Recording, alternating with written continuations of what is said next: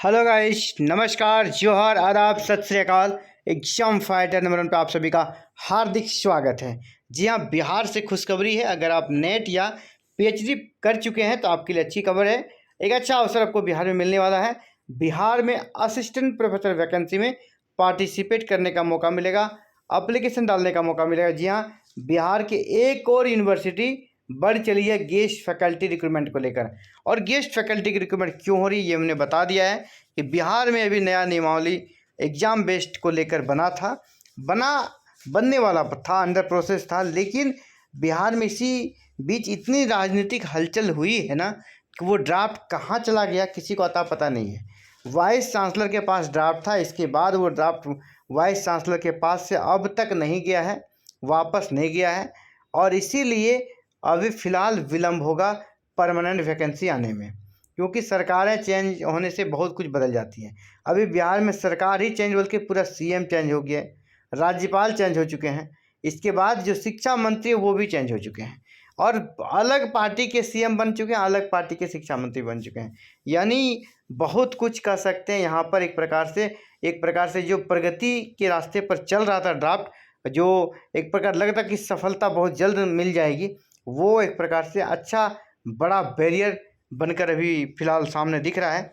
लेकिन शिक्षा तो रुकेगी नहीं, नए सत्र में पढ़ाई स्टार्ट करनी है नए डिग्री कॉलेज में। तो इसके लिए एकमात्र रास्ता बचता है अभी फ़िलहाल, तत्काल जरूरी नियुक्ति करनी है तो गेस्ट फैकल्टी की नियुक्ति की जाए। और सरकार इस ओर आगे बढ़ रही है, सभी यूनिवर्सिटी वैकेंसी निकाल दी है।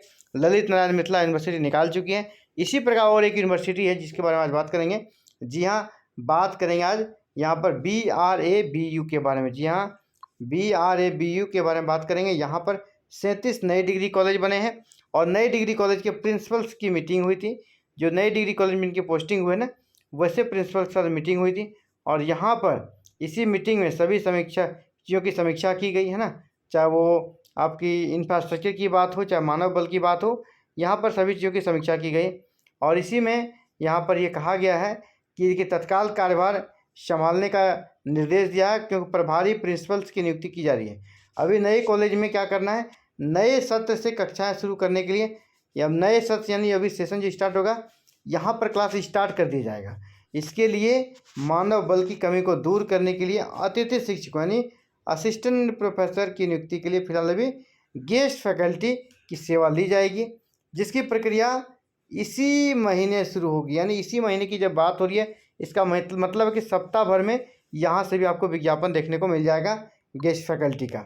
और यहाँ पे देखिए हिंदुस्तान में भी न्यूज़ है, प्रचार के साथ जो मीटिंग थी यहाँ पर साफ साफ इसमें भी यही न्यूज़ निकल कर रहा है। हिंदुस्तान में भी क्या कहा गया है समझिए। जो प्रचार के साथ मीटिंग थी यहाँ पे कहा गया है कि अभी जो भी इंफ्रास्ट्रक्चर से जुड़ा हुआ चीज़ है वो तो जिला प्रशासन से मदद ले लेंगे, बाद बाकी क्लासरूम है ना, इसके बाद टीचर्स के लिए वीसी ने कहा कॉलेजों के लिए अतिथि शिक्षकों की बहाली प्रक्रिया शुरू की जा रही है। यानी गेस्ट फैकल्टी की बहाली प्रक्रिया हम लोग शुरू करेंगे, और वो भी कहा इसी महीने शुरू करेंगे। यानी एक सप्ताह के अंतर्गत ये विज्ञापन आपको आ जाएगा। जब तक परमानेंट वैकेंसी नहीं आती है तब तक गेस्ट फैकल्टी की नियुक्ति के माध्यम से यहाँ पर पढ़ाई को स्टार्ट किया जाएगा। तो साथियों, आपको पता है किस प्रकार बिहार में गेस्ट फैकल्टी की नियुक्ति होती है, तो ये अब ये पूरा उसका कैलकुलेटर है। यूजीसी का रेगुलेशन 2018 को फुलफिल किया जाएगा, यानी रेगुलेशन 18 के तहत होगा। यहाँ पर आपको सिर्फ इंटरव्यू देना होता है, कोई एग्ज़ाम देना नहीं होता है। यहाँ पर ग्रेजुएशन के मार्क्स, पोस्ट ग्रेजुएशन के मार्क्स आपके जोड़े जाते हैं। देखिए 80% एंड एबव है तो 15, इसी प्रकार पोस्ट ग्रेजुएशन में 80% से एबव है तो 25 आपको नंबर मिलता है। एमफिल है अगर कोई 60% से ज़्यादा है तो उसको फिर 7 नंबर है। पीएचडी वाले के लिए 30 नंबर है। नेट विद JRF है, अगर आप JRF के साथ नेट है तो 7 नंबर। सिंपल नेट है तो आपको 5 नंबर दिया जाएगा। रिसर्च पब्लिकेशन का 10 नंबर है, यानी 5 पब्लिकेशन अगर है तो आपका 10 नंबर मिलेगा। देखिए ऊपर जितनी भी चीज़ हमने बात करी है ना, उसको आप बदल नहीं सकते हैं, लेकिन रिसर्च पेपर में आप नंबर अभी ला सकते हैं, है ना। रिसर्च पेपर आपको कम से कम 5 लिखना चाहिए। और अगर आपको लिखने में कहीं समस्या है ना, आपको लगता है कि हमसे नहीं होगा, कुछ गाइडलाइन चाहिए तो इस नंबर पे कॉल कर लीजिएगा 7541840154। इस नंबर पे कॉल कर लीजिएगा तो आपको रिसर्च पेपर से जुड़ा हुआ हर एक सॉल्यूशन यहाँ पर मिल जाएगा। कैसे लिखा जाए, किस प्रकार इसको स्टार्ट करें, है ना, कंक्लूजन कैसे दें, A to Z सभी जानकारी मिल जाएगी, चाहे कोई मीडियम कोई भी हो, इंग्लिश हो या हिंदी हो। यहाँ पर आपको अच्छा गाइडलाइन मिल जाएगा और आसानी से आप रिसर्च आर्टिकल अपना तैयार कर सकते हैं। तो रिसर्च पब्लिकेशन में 10 नंबर है और इसके अलावा आपका टीचिंग एक्सपीरियंस में यहाँ पर 5 साल के लिए 10 नंबर है। तो ये देखा जाए तो यहाँ पर इसके बाद अवार्ड है, ठीक है, अवार्ड भी है, अवार्ड नेशनल लेवल का अवार्ड होना चाहिए।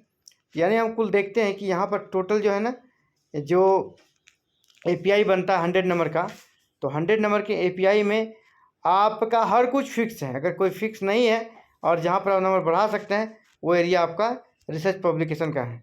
तो ज़्यादा से ज़्यादा पब्लिकेशन कराएं और अभी से करा के रख लें, क्योंकि वैकेंसी आ जाएगी, उस समय आप डेट के चक्कर में फंस जाइएगा।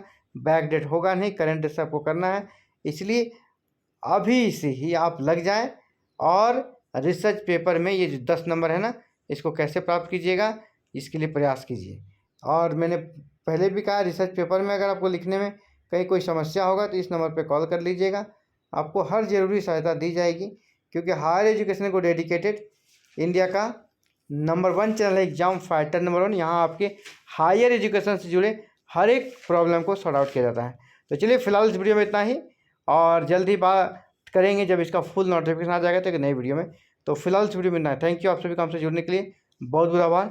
जय हिंद, जय भारत।